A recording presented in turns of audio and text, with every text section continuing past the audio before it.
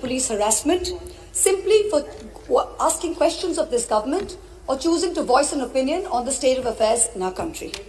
So I, as a parliamentarian, garbed in parliamentary privilege, now choose to use this platform that the people have given me to ask the questions that the people want to ask and to give voice to their thoughts, so that this government may know that arresting, attacking and repressing voices will not hold.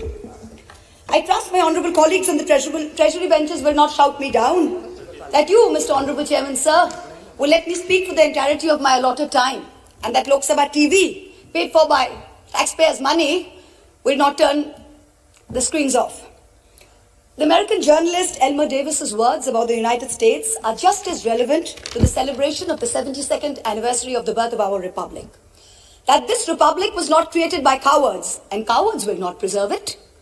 So today, I speak of cowardice and courage, and of the difference between the two.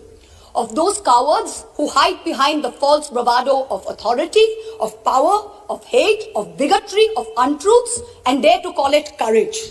After all, this government has turned propaganda and disinformation into a cottage industry, whose biggest success is the recasting of cowardice as courage. I will lay out various instances where this government has demonstrated courage. The government claims it has shown courage to bring in a law that questions on arbitrary parameters who is or who isn't an Indian. The Citizenship Amendment Act was passed in 2019 in this House on the pretext of granting citizenship to persecuted Hindus and other minorities in neighboring countries. At the same time, it threw into an abyss of insecurity millions of Indians who had been living in this land for generations. But the rules by which this act will be implemented were not yet prepared by December 2020, according to the Ministry of Home Affairs. The deadline has yet again been extended till April 2020. If indeed this government cares so much for those persecuted in neighboring countries, why does it miss deadline after deadline to notify these rules? And meanwhile, very many of us have mustered the courage to tell the government, "Kagaz nahi dikhayenge." Trying to exert central influence over Shantiniketan, Tagore's haven, is not enough to change your colours. Only a small portion of Jana Gana Mana was adopted as our national anthem. I urge the government to read the rest of it.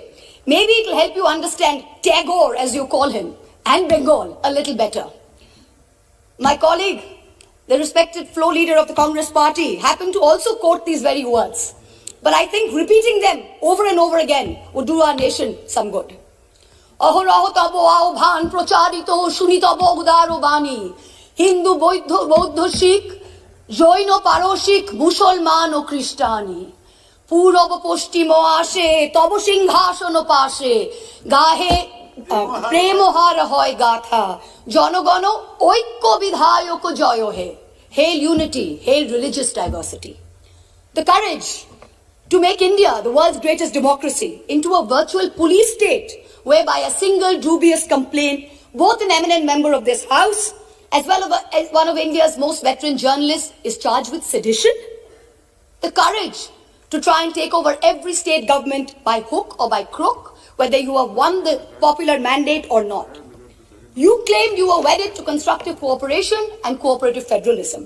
Instead of partnering with state governments, you try and muscle them out at every opportunity. Does the ruling party wish that its legacy be that it governed the largest democracy in the world, or that it imposed a one-party rule in India? Ask yourselves. The courage to announce a national lockdown at only 4 hours' notice, causing untold misery, countless deaths, the sight of thousands walking for hundreds of miles with no food or money. This government spent less than 2% on social transfers, in contrast to OECD countries who spent 20%, and 6% which was spent by middle-income countries. The courage, no, the brazen audacity to announce an economic rebound. India was the single worst performer among developing countries in the year 2020. Even if we believe this government's economic survey, the economy was lower by 7.7% in 2020 and will rise by 11% in 2021. So in effect, by 2022, that is over a 2-year time span, the economy will be flat, just at the 2019 GDP number. The survey proclaims that growth is the biggest poverty alleviator. Honorable members of this House, we are going to have no growth for 2 whole years. I don't understand the celebration. I come from a rural constituency and a source for migrant workers. The distress in the MSME sector is real. This rebound is one where large, strong enterprises have become stronger. It is not V-shaped, it is K-shaped. 1% of rich and successful citizens have become richer, and the pains of the MSMEs have only increased. The government had the courage to say that it gave 1,13,000 crores via the direct benefit transfer scheme, only to take the same money away from those very same people and the middle class in the way of increased cess on petrol and diesel. We are not a nation that is growing and sharing its wealth. We seem to be a nation that is only finding ways to share our poverty. The hype today is that post-budget, the Sensex jumped. In a country where only 6 crore people pay taxes, only 4.6% of the total population, how many do you think are invested in the Sensex that they should jump for joy when the Sensex jumps?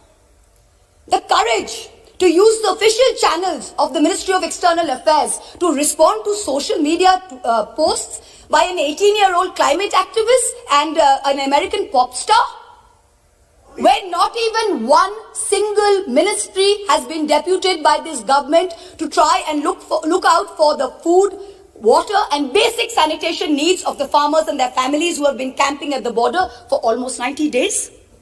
And finally, the courage to bring in 3 farm laws when the opposition, farmers across the country, as well as the government's oldest ally, warned it was unacceptable. I wish to remind this government that India, under Prime Minister Lal Bahadur Shastri, committed 3 things to Sant Fateh Singh, the Akali leader. The creation of a Punjabi-speaking state, open-ended public procurement, and an assured return on agricultural produce. These farm laws threaten to snatch away 2 of these guarantees. These laws were arrived at without consensus, tabled without scrutiny, and rammed down this nation's throat with the brute force of the treasury benches. They have firmly established this government's motto of brutality over morality.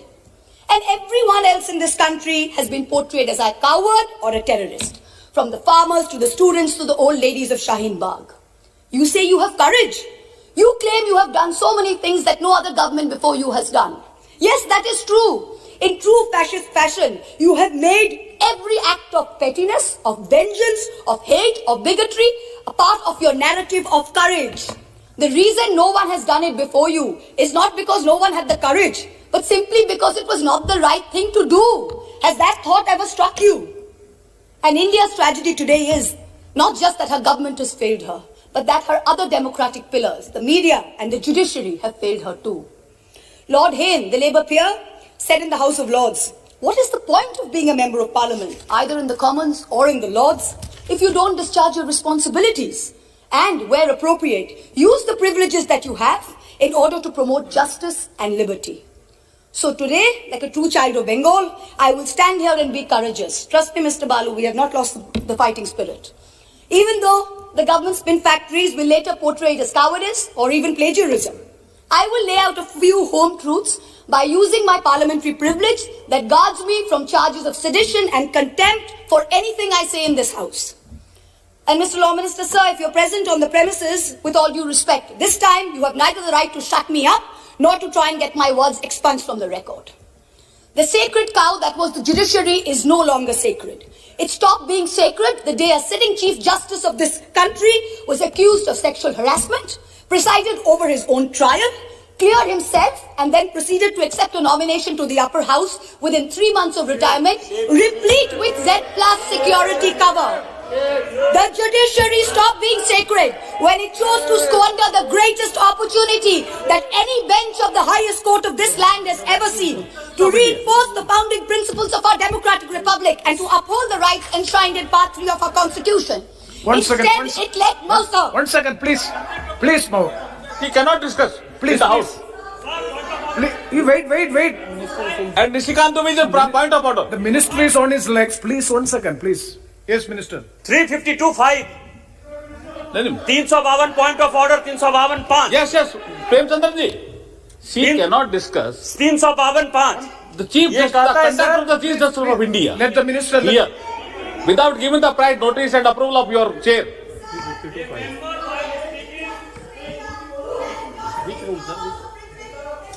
Please.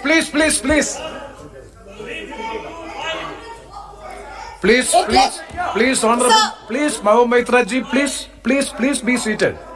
Please be seated. This house is run by the rules and procedure. When a member seeks a point of order, definitely it is a right of the member. So I have to hear them, and I will pass the order, pass the rulings. Please. 352(5). A member while speaking shall not reflect upon the conduct of a person in high authority unless the discussion is based on a substantive motion drawn in proper items. Chief justice of India को हम लोग यहाँ discuss कर रहे हैं sir. Chief justice of India, Bharat के राष्ट्रपति ने उस आदमी को नॉमिनेट किया है, भारत के राष्ट्रपति के ऊपर डिस्कशन कर रहे हैं सर। और यदि इसी तरह से चलता रहा तो इस डेमोक्रेसी का बाजा बच जाएगा। इसीलिए कि उन्होंने राम मंदिर का जजमेंट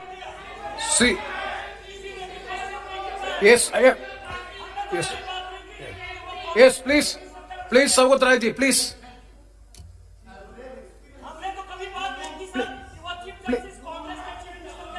Please.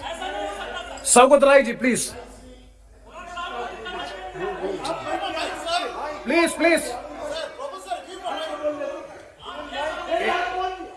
Hey, please. चार बार नहीं सर, हमें Saugata Rai ji, आप सर, बोलिए ना, आप बोलिए. that member is shouting. Please. Sir, Under what rule? honorable member under 352(5), Oh, please. I am going for an explanation.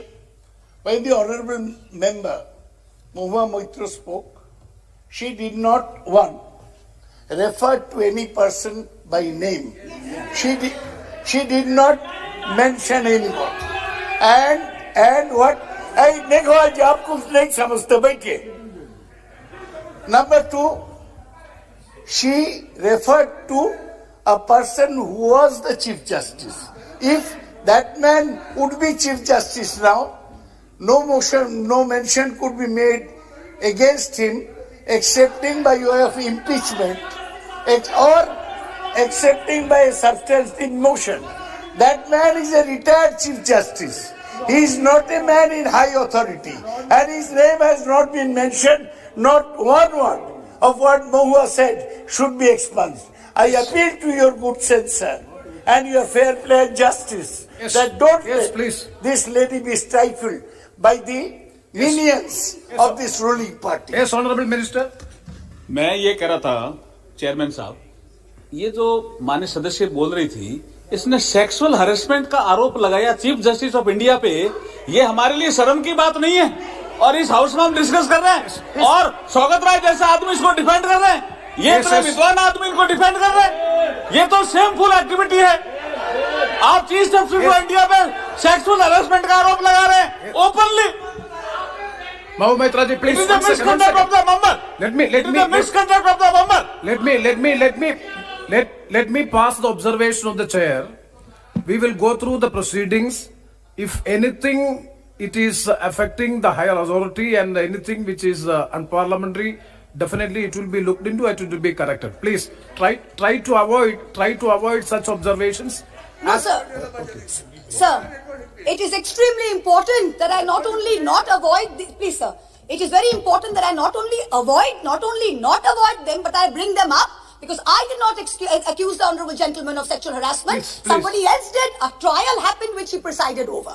Number one, let me put it on record. I did not. It is a matter of great shame that someone sitting in the Chief Justice of India's chair, to which he had been appointed by the President of India, was accused of such a horrible act. I did not do it. Instead, let migrants walk to their deaths. Let our greatest It should not be done. and modern It should freedom not be done. fighters rot in jail. She is repeating the It target. now sits back as She is not obeying the order. Chairman sir, she is not obeying the order. Chairman sir, she is not obeying the order. Again she is repeating. See, anything objectionable will not be there on the records. Please. Sir, Yes. Obeying the order of the chair also. No, anything She is again repeating the same charges against the Chief Justice of India. sir, Please, is it on? Sir, I have all. excuse me, sir. Please, Mahua Moitra ji, please be Excuse seated. me, sir. Please. Sir, you are welcome. Sir, hurry. Mahua Moitra ji, Hello. You have already made your observation. Yes, sir. Please, Let please, me please continue have, with my speech. Please Let have the me- patience. Please let- have the patience to Yes, hear the sir. chair, please. Yes, sir. Please, Let me please. continue. See, the matter is there is. Let me continue my speech, And sir. please, Mr. you Chairman, please sir. wait. Thank Don't- you. don't be so- Instead, What, madam? the judiciary stopped being sacred when it chose to squander the greatest opportunity Point of order. that Yes. any bench of the highest court of this land has ever seen. Mahomet Raji, please address to the chair. Please hear the chair. Please be seated. Please be seated for 1 second. See, the matter is 352.5. 356. I'm calling 356. Yes. 356. The Speaker, after having called the attention of the House to the conduct of a member who persists in irrelevance or in tedious repetition, either in own arguments or the arguments used by other members in debate, may direct that member of discontinue the speech. Again he is repeating, sir. Yes. आपके observation के बाद again he is repeating. Nishikant Dubeji, wait. Nishikant Dubeji, we have already disposed of the issue. Yeah. See, if anything objectionable to the higher authority regarding the Chief Justice, any allegation is there, please. Definitely the chair will go through. Please. The chair will go through the proceedings. If anything is objection, definitely it will be expense. Yes, please continue and please don't repeat it. Sir, the judiciary stopped being sacred when it chose to squander the greatest opportunity that any bench of the highest court of this land has ever seen to reinforce the founding principles of our democratic republic and to uphold the rights enshrined in Part 3 of our Constitution. Instead, it let migrants walk to their deaths. It let our greatest activists and modern fighters rot in jail, and it now sits back as a mute spectator when our young are prosecuted for cracking a joke. The judiciary seems to have forgotten the constitutional principle of separation of powers, that Parliament and Parliament alone can legislate. If something is bad in law, then the courts can strike it down or stay it on grounds of unconstitutionality. But unless it is so, the courts must do nothing. The government alone must face the consequences. If the government has brought in the farm laws which are not acceptable to people, then either the government will repeal the laws or the courts or the people will vote the government out. We urgently need the sagacity and courage shown by the high courts during the emergency when they delivered ADM Jabalpur and like decisions. The Supreme Court unfortunately is failing the common citizen and is being perceived as protecting the privilege and ironically only itself.